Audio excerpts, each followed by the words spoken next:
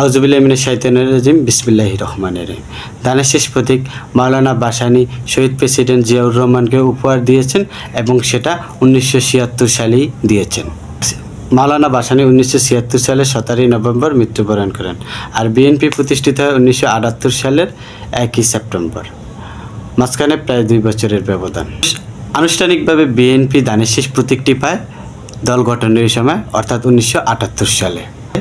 তবে 1976 সালে বিএনপি দল গঠনের পরিকল্পনা ও প্রক্রিয়া শুরু হয়েছিল। সে সময় অসুস্থ শয্যাশায়ী মাওলানা ভাসানীকে শহীদ প্রেসিডেন্ট জিয়াউর রহমান দেখতে গেলে তিনি তার পরিকল্পনার কথা মাওলানা ভাসানীকে বলেন এবং দানের শীষ নিজ দলের প্রতীক হিসেবে ব্যবহার করার অনুমতি নেন।